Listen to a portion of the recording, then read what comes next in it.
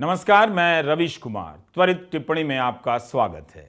जाति को लेकर छुआछूत की मानसिकता इतनी विस्तृत है कि उस पर त्वरित टिप्पणी कम ही पड़ जाए। कोई ऐसा दिन नहीं जाता जब छुआछूत की मानसिकता अपना असली चेहरा ना दिखाती हो। उत्तर काशी के मोरी के सालरा गांव में एक दलित युवक ने मंदिर में प्रवेश करना चाहा तो उसे जलती लकड़ी से मारा गया है। अमर उजाला लिखता है कि मोरी थाने में इसकी शिकायत दर्ज कराई गई है। अखबार में एसपी का बयान भी छपा है कि 5 लोगों के खिलाफ मुकदमा दर्ज हुआ है। ये सभी सवर्ण हैं। इनके नाम है जयवीर सिंह, ईश्वर, आशीष, चैन सिंह और भग्यान। हमने अपने स्तर पर इस खबर की पुष्टि नहीं की है। अमर उजाला और अन्य अखबारों में छपी इस खबर को देखा है, जिसमें बताया गया है कि 22 साल का आयुष जब मंदिर में दर्शन के लिए गया तो वहां मौजूद कुछ लोगों ने हमला कर दिया। उसे मंदिर में बांध दिया और जलती लकड़ी से रात भर मारा है। वह बेहोश हो गया। जब सुबह होश में आया तो उसके तन पर कपड़े नहीं थे।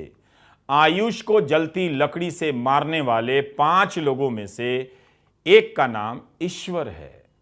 पुलिस इस मामले की जांच कर रही है और यह घटना 9 जनवरी की है। आप इंटरनेट के सर्च इंजन में सिर्फ इतना टाइप कीजिए, मंदिर प्रवेश पर दलित युवक पर हमला। आपको तमाम खबरें मिलेंगी और इसी विश्व गुरु वाले भारत की खबरें मिलेंगी। मई 2016 में बीजेपी के नेता और पूर्व राज्यसभा सांसद तरुण विजय मंदिरों में दलित पिछड़ों के प्रवेश का आंदोलन चला रहे थे। उन पर जानलेवा हमला हो गया। खबरों के मुताबिक जो खबरें छपी हैं, तरुण विजय के साथी की कार लोगों ने खाई में फेंक दी थी। मालूम नहीं ऐसा करने वालों के साथ हुआ क्या।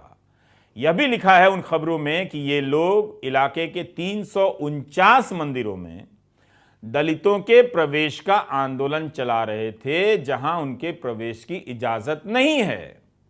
अब क्या हालात है मुझे जानकारी नहीं। उसके बाद इनके आंदोलन का क्या हुआ, राज्य सरकार ने क्या किया, इसकी विस्तृत जानकारी नहीं है। मंदिर में प्रवेश करने पर हमला तो होता ही है, मंदिर के बाहर खड़े रहने पर भी हमले हो जाते हैं। इस खबर को देखिए और एनआरआई अंकिलों को दिखाइए जो कहने लगे हैं कि इंडिया में यह सब नहीं होता। 23 दिसंबर 2022 की यह खबर गुजरात के वडोदरा से है। एक वीडियो वायरल हो गया जिसमें अल्पेश परमार नाम के एक युवक को कुछ लोग मार रहे हैं। बाद में परमार ने अपनी शिकायत में जो पुलिस को दर्ज कराई, ये कहा कि उसे गाली दी गई, जाति सूचक, और मारा भी गया। अपर कास्ट के 7 लोगों ने उसे मारा है, कुछ ने बेल्ट से मारा है। पुलिस का कहना है कि परमार पर भी एक लड़की का पीछा करने का आरोप है। लेकिन लोग क्यों मार रहे थे? अप्रैल 2022 की यह खबर। अब दूसरी खबर की बात कर रहा हूं, राजस्थान के जालौर की है। शादी का जोड़ा मंदिर में पूजा करना चाहता था, पुजारी ने मना कर दिया। गांव के लोग पुजारी के समर्थन में आ गए। जातिगत भेदभाव ठीक नहीं है। इसे लेकर कितनी बार और कितने तरीके से कहा जा सकता है, कहा भी गया है। फिर भी ऐसी घटनाएं हो रही हैं, इसी देश में है। जाना लेकिन सबको मंगल ग्रह पर है, लेकिन धरती पर झगड़ा देखिए किन किन कारणों से है। कर्नाटक के मैसूर के पेरियापटना तालुका में दलितों को मंदिर में प्रवेश करने से रोक दिया गया। यह सब कानूनन अपराध है, फिर भी ये घटनाएं हो रही हैं। इसी साल की यह खबर है। तमिलनाडु के पुडुकोट्टई जिले के एक गांव में इस तरह की घटना होती है। लोगों ने पानी के टैंक में पखाना डाल दिया ताकि दलित उस टैंक से पानी ना पी सकें। कई साल से इस गांव में सवर्ण और दलितों के बीच पानी को लेकर झगड़ा होता रहा है।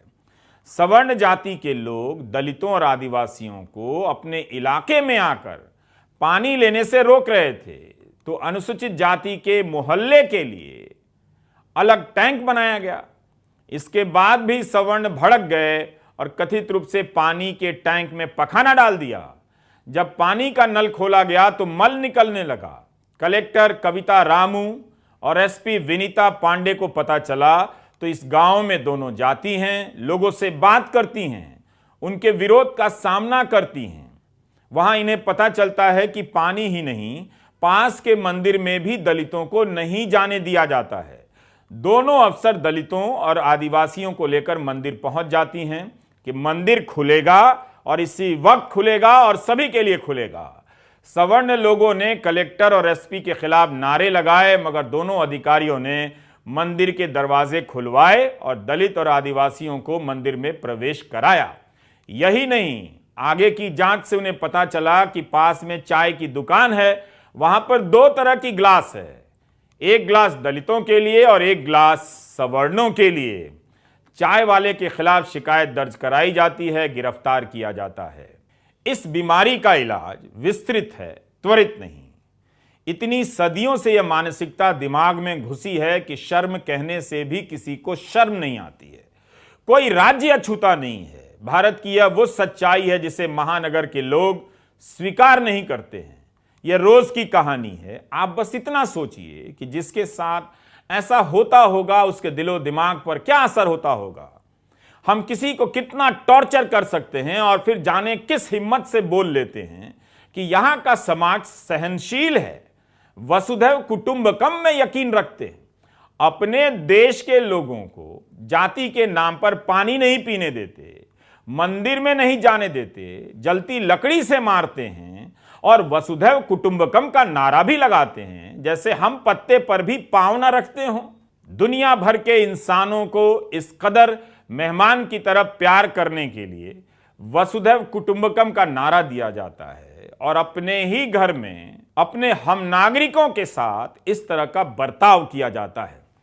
अब आते हैं त्वरित टिप्पणी की दूसरी खबर पर, जोशीमठ की।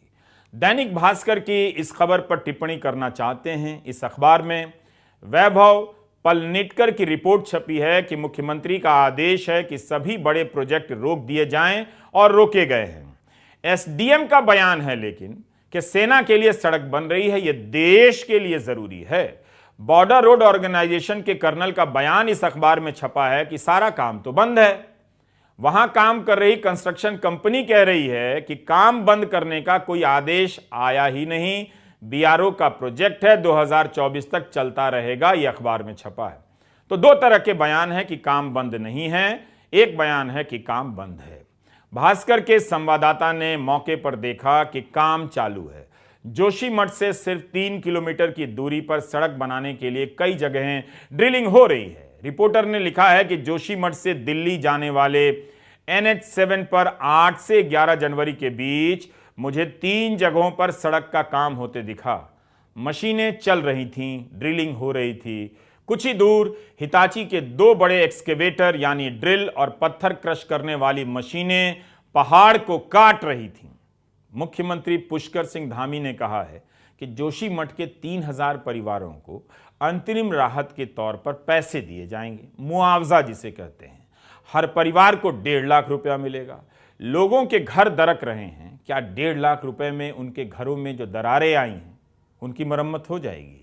क्या वो खतरा टल जाएगा? अगर स्थानीय लोगों ने आवाज ना उठाई होती और यूट्यूबर और सोशल मीडिया पर इस मुद्दे को जगह नहीं मिलती तो मुख्य धारा का मीडिया इस बार भी अनदेखा कर देता और सरकार हरकत में नहीं आती। जबकि ये घटना आज की नहीं है, पिछले हफ्ते की नहीं है, मगर जिस तरह से मकानों में दरारें आने लगी, अब लोगों का सब्र टूटने लगा। विरोध इतना तेज हुआ कि मुख्यमंत्री धामी को जोशीमठ का दौरा करना पड़ गया। भास्कर अखबार ने लिखा है कि 723 घरों में दरारें आ चुकी हैं। 86 घरों को असुरक्षित बताते हुए 131 से ज्यादा परिवारों को शिफ्ट किया जा चुका है। खतरनाक इमारतों को गिराने की तैयारी हो रही है। कर्ज लेकर बनाए गए, रिटायरमेंट का पैसा लगाकर बनाए गए घर तबाह हो रहे हैं, लेकिन सरकार ड्रिलिंग भी नहीं रोक पा रही है। सवाल है कि क्या सरकार अपनी ही शुरू की गई परियोजनाओं पर सवाल खड़े करेगी या उनका बचाव करती रहेगी? क्या इन मकानों को इसी तरह दरकने के लिए छोड़ दिया जाए? उत्तराखंड के अन्य इलाकों से भी मकानों में दरारें पड़ने की खबरें आने लगी हैं। हिंदुस्तान टाइम्स में पिछले 1 हफ्ते में कई खबरें छप चुकी हैं कि उत्तरकाशी, पौड़ी, कर्णप्रयाग में भी 50 घरों में दरारें आई हैं। स्थानीय लोगों का कहना है कि ऋषिकेश कर्णप्रयाग रेल टनल परियोजना के तहत 35 पुल और 17 टनल बनने हैं, सुरंगें। इसके कारण पहाड़ों की जो खुदाई हो रही है उससे दरारें आ रही हैं।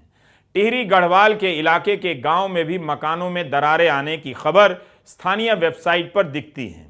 अगर समग्र रूप से पूरे राज्य की रिपोर्टिंग हो जाए तो दरकते मकानों और परियोजनाओं के संबंध को लेकर विस्तृत बहस हो सकती है, बशर्ते सरकार भी ईमानदारी से उस बहस में हिस्सा ले।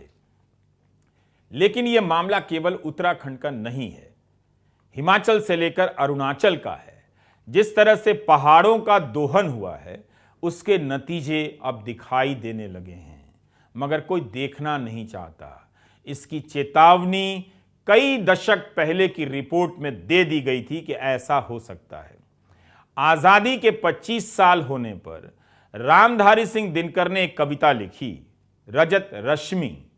इस कविता में विकास के नाम पर पहाड़ों के दोहन का जिक्र है। एक कवि से भी यह समस्या नहीं छूटती है। यह कविता धर्मयुग के 13 अगस्त 1972 के अंक में छपी थी। इसके एक अंश का पाठ हम आपके लिए कर दे रहे हैं। ये जीव जंतु पादप पहाड़ चाहिए इन्हें भी कृपा प्यार, आदमी और ये वृक्ष परस्पर अपने भाई भाई हैं। अपना जब विभव विकास करो, मत हरियाली का नाश करो। धरती मां की ओढ़नी हरी, यह सुंदर है सुखदाई है। पर हम पर्वत को फाड़ रहे, धरती का उदर बिदार रहे। है जहां कहीं भी छिपा तेल, हम कण कण उसे निचोड़ेंगे। वन हो जाएं शमशान, पर हम होंगे संपत्तिवान। धरती में है जो छिपे रत्न, हम नहीं एक भी छोड़ेंगे। दारिद्र्य देश का पाप, इसे धोना होगा।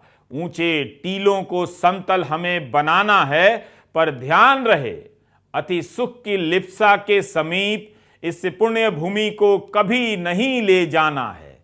ये रामधारी सिंह दिनकर की कविता है जो विकास की अवधारणा को 1970 के दशक में